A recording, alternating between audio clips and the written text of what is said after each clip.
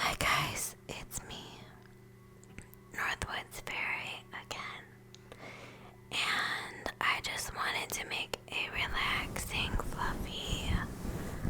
fluffy meditation video for you guys. I really hope that you guys will check out my Instagram, my TikTok, and my Patreon and my PayPal. Mainly my TikTok, I have videos of my dog. I may be very immature, but I really like to make videos that make me laugh, and my dog makes me laugh. I also have videos of my baby because I figure, you need to post what is important to you, because that moment only lasts once. But I'm starting to make previews of videos that I'm going to be making on TikTok, like a lot of ASMR artists are doing. Okay? So I hope that you will check it out. But other than that, what we're going to talk about is how you need to relax and listen to maybe 1 or 2 scary stories. Yeah, I think so. Okay, guys, I'm gonna put my glasses on, okay? I think it's important because I found one that actually scares me. It's called Make Sure to Always Lock Your Doors. I don't know, I didn't read it yet, but I'm going to whisper read it to you, okay? So I lived in a bad city with a crime rate pretty high, and I had someone break into my house and I was half asleep, and I didn't realize that someone really did peek through my bedroom door with my ex-boyfriend, and I thought I was dreaming, and I got up 15 minutes later to take a shower for work, and lo and behold, somebody had on a sweater and dark clothes and was having the door propped open. Not only that, my father lived in a bad area that was pretty scary, but let's get on with the story. 23-year-old guy here. I live in a pretty safe neighborhood and usually always lock my doors. Last night I apparently didn't. It was not long after I had taken my dogs out for the last time and was turning off the TV and lights when one of my dogs started growling.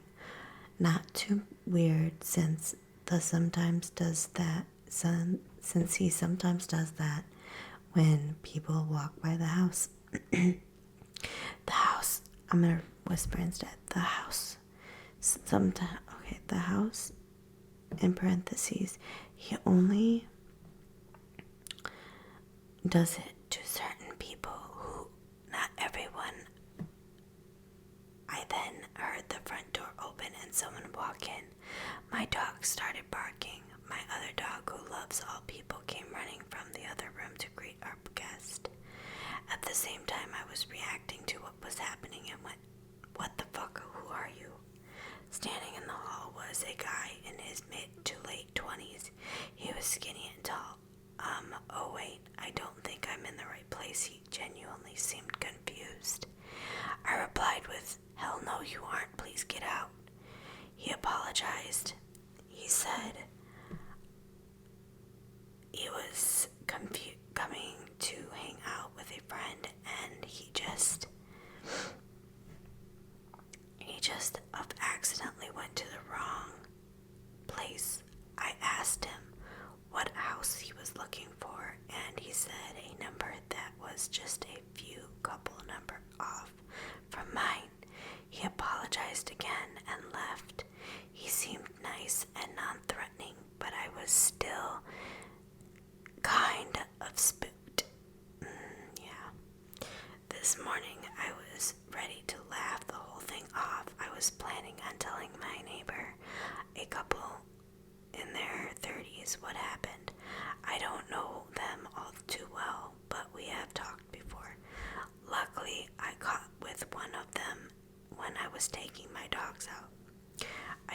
want to come off like I was mad or scared over what happened. So I casually said, I'm sure he told you about it, but your friend paid me a surprise visit last night. My neighbor gave me this confused look and said, what are you talking about? Your friend, he walked into my house last night. He said, you thinking it was your place. My neighbor was quiet for a second and then said, I don't want to alarm you, but I have no idea what you're talking about. We didn't have a friend over last night. That would freak me out. That would freak me out. I'm so glad I have a German Shepherd. She likes people, but she's very territorial, and I know she would do something. Okay, so this one is called... I'm not really sure what this one's called. Okay, so it starts off as, my friend did this once, accidentally forgot to lock the door, and it resulted in a weird, scary night. Both her and her 3 kids were sick, so they were sleeping downstairs in the living room. Her husband was upstairs in an attempt to avoid getting sick. Anyway, she said, sorry, sometimes it's hard to read on here. Anyway, she said, all of a sudden she felt someone crawl onto the air mattress and lay down next to her. After a second or two, she realized it was a stranger and she began to scream and go toward her kids. The guy got up shirtless, if memory serves, and began apologizing like crazy. Her husband flew down the stairs and had hands on the guy within seconds. Turns out he was coming home from Summerfest, a musical festival, and was very, very intoxicated and terrified. He said he wasn't a big guy and really didn't seem genuinely lost. He explained that he is very drunk and his friend's house must be a house or 2 down and he's not a killer. He apologized to the kids for scaring them and to my friend again, and then said he was gay and would never harm anyone, and to please not call the cops. He was really embarrassed they didn't call the cops, and the guy left. But can you imagine someone crawling in bed with you? Lock your doors, folks. Oh yeah, you bet. Okay, so I always lock the door once I've entered the apartment. It's just habit now. It doesn't matter if I'm the only one home. Roommates are there.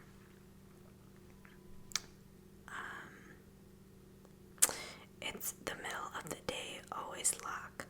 One of my roommates is a ditz and repeatedly forgets to lock the door overnight. She gets home from work late, 11ish. Once I'm already asleep and then forgets to lock it behind her. I discover it when I leave for work the next morning, and no amount of reminders from me changes her behavior. Freaks me the fuck out to think of my front door being unlocked all night. Yeah, well, the first ones are pretty scary. Let's see what else we can find here. Something similar happened to me a few years ago. I was home alone with my baby in the middle of the day. We were just watching TV and my dog is on the couch with us. I was on the side of the couch closest to the front door. All of a sudden our door opens and some man tries to walk in. My dog jumped over me and the baby and silently but swiftly went for the man. She barely missed him as he closed the door.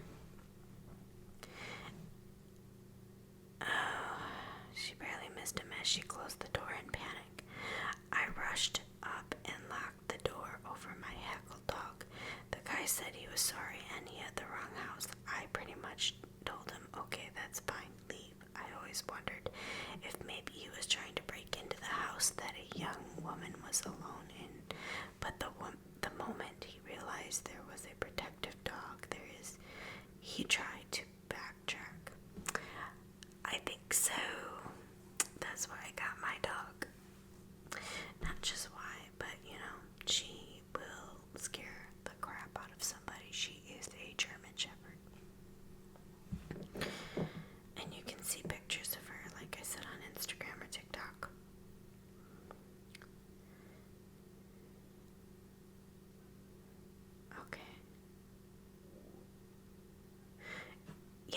And someone makes a good point on here, so I'm going to read a couple of these, okay? There are lots of people who just even try every door to see if the one's unlocked. I did have a cousin who was sleeping in the living room, and late one night he heard someone try the locked doorknob. He probably was hoping you were at work and forgot to lock the door, although it's possible that he could have done something way worse than robbery if that dog wasn't there. If somebody just opens the door, I think there's no way in hell that it's an accident. If you were looking for a friend's house, you would knock first. If it's your house, you instinctively try to use your keys. This guy was just looking for an easy place to rob. And this other girl goes, I agree with you. If you're looking for a friend's house, then you absolutely knock. I have friends that I've known for more than 10 years and I still knock on their door. The scary thing is that our living room had a huge window in it that someone would have to walk by to get to our door. I always used to keep the curtains open because I love natural light. There's a good chance that guy could have seen me sitting there but not seen my dog. She was on the other side of me and she was a similar color to our couch at the time. Okay. Let's see, I think that is the scariest parts of this. Let me find something else, okay? People are debating on here, and I don't think there's much to debate, to be honest.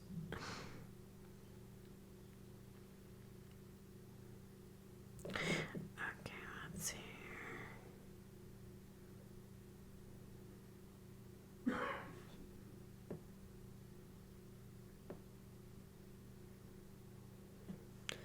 Epstein's victim. I could have been Epstein's victim.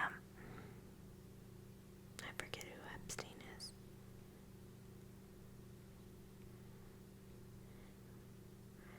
Get some stories. I have eyes moment in Texas. Let's read this one. Hills have eyes in Texas moment. That always freaked me out really bad. Okay, that freaks me out really bad. Because I used to travel through there a lot. Oh, this is a long one. We'll get through it though. In 2010, I was driving from New Orleans, LA, to Eugene, Oregon. It was just me, 24, female, with my 2-year-old pit bull in a 14-foot U-Haul truck, with everything I owned crammed into the back, a fancy flip phone, and my printout of MapQuest directions. So this is probably a while ago, long time ago. I think the first smartphones actually came out around that time, but I didn't have one. Cell phone service was also much spottier, and there was long stretches through the desert where I had zero service for hundreds of miles. Tell me about it. Oh my gosh. When I truck drove, going through the desert was the scariest thing for me, because if you break down in that 100-degree or more weather, you're screwed. And unless if somebody does really come and help you. In addition to, at night it gets really cold, and you gotta make sure you have your water on you. It's weird. I've had weird things happen, and I think I actually told a story about it. So, anyways, so cell phone service was much spottier, where there were long stretches through the desert where I had zero service for hundreds of miles. I was driving a lonely stretch of highway through central Texas when I realized I hadn't seen a town or exit for a very long time, and my giant U-Haul was really low on gas. Just when I'm starting to freak out and seriously run out of gas, I see a small town coming up. I pull into this town and it is tiny. I was so worried about other things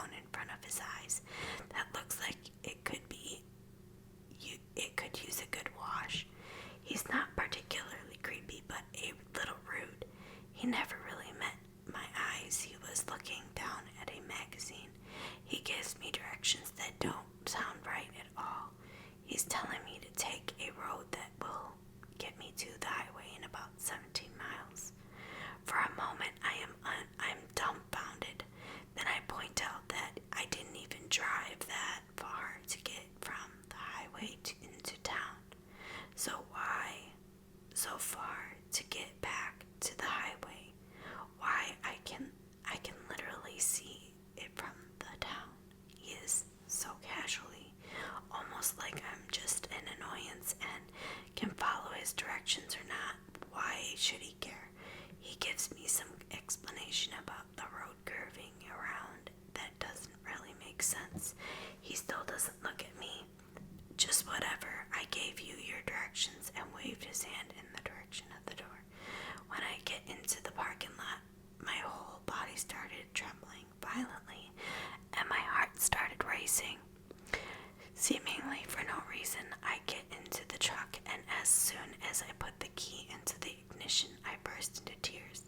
I had the most terrible feeling that no matter how nonchalant he acted, this man had bad intentions. I didn't know what, but I knew right then and there that that was no way I was going to follow his directions. Yet this was the only store in this little town, and short of knocking on doors, no thank you, there was no one else to ask for directions. I decided I didn't give a shit if this town seemed like something dropped out of the Twilight Zone.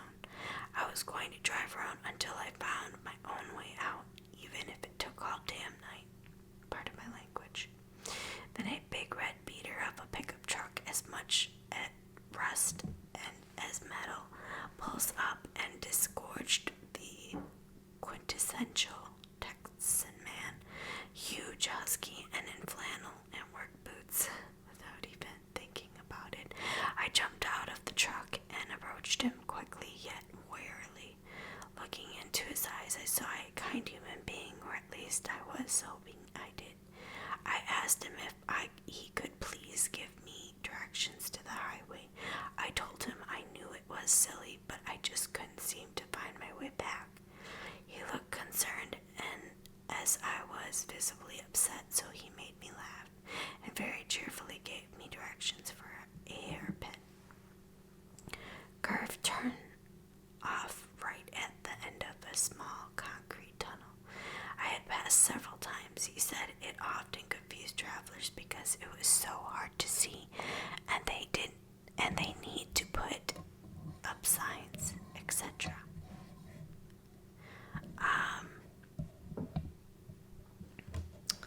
While a sinking feeling in my stomach, I asked him how far in miles was it back to the highway. He laughed and gave me a funny look. Miles, miss, I'd say it's a quarter mile at most. You can see the highway right there. At this point, I couldn't help it. I had to know what happens if I drive, and I gave him the directions the man in the store had given me. Texas looked at me very intently and asked me how I knew about that route. It was pretty far out, and usually only locals know about it. So I told him. He was quiet for a few minutes and then asked me what the attendant looked like and if I had a map of the state. Nope, just my MapQuest, which wasn't helpful in this situation. He goes to his truck and grabs a raggedy local map. From his glove box, spreading it out for me, he traces the route I described.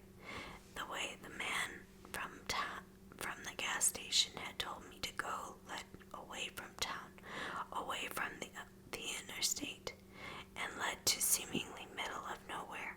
Texas told me that the route did go about 17 miles right before it dead ended in the desert. I asked him what was out there, and he told me that it was nothing but some junk cars and a few trailers and mobile homes, all owned by the same family. This family was known locally as troublemakers, meth heads, and alcoholics, and these were the nice things townspeople had to say about them. And the erstwhile the clerk was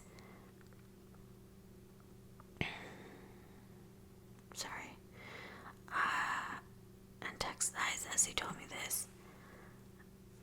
He told me that I was smart to listen to my instincts, and he told me to be careful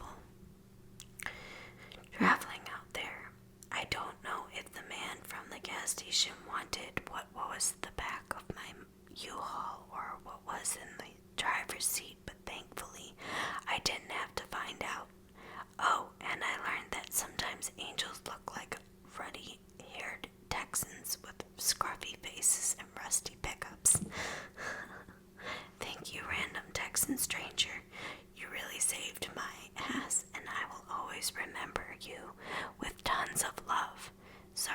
didn't ask your name, your forever Texas to me. Now, edit. Thank you everyone for your time and reading about my crazy encounter and all the wonderful comments and awards. Y'all don't even know how many times I almost didn't post this. Thank you for all the kindness and well wishes. Love ya. Edited for the time frame and age on 7/4/21. Talked to my mom and realized that I was wrong about the year it happened. She also helped me finally figure out why I couldn't place where this happened. Even though I've made this drive several times, this post is long enough, but the circumstances that took me off the beaten path across Texas were so bizarre that I guess I blocked them out of my memory until she said something I thought it deserved its own thread. Yeah, that's pretty crazy. Wow.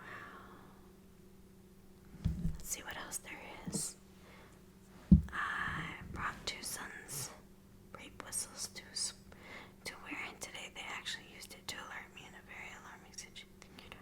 Been drugged. My crazy friend ended up becoming a murderer. That's too long. I dated a murderer. Okay, never mind.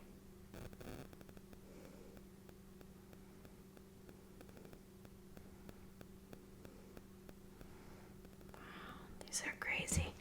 I guess we'll be doing a lot more of these, won't we? Yep. Alright, so I'm gonna tell you something. Okay. So, if you've ever listened to any of my scary stories that actually happened to me, got lost. Someone I knew got lost in a small town in the desert. Now they live in shacks, some of them, unless if you live on a military base. And you can go back, and I'll actually put the link to that in this video. It is pretty scary, and that turned out to be a long video. Me and my husband went back and forth with stories, and I remembered that one, and it just creeped me right out because a guy was literally trying to kill her. But as for, I don't know how I would feel about a guy that, pulls up in a rusty pickup truck and he's kind of scruffy asking him for directions, but I guess our gut instincts always know, and that's a good thing because, man, to try to find you guys stories, there's things that I just can't read on here. Stories about some guy named Pigman, and that was on the you-know-what web, the dark web. So I will never read those, but they were scary, and I accidentally put it in a playlist and I fell asleep to it, and it was really scary. Now I'm going to end this, and you guys get another video this week. I hope you enjoyed, and please check out my Patreon, please check out my TikTok, all that stuff. I've worked so hard, and I am super excited about almost having 100 subscribers that it's going to be hard for me to sleep tonight. I don't know if I will sleep. I need to sleep. Yes, I need to sleep. Maybe I'll make a more positive video before I try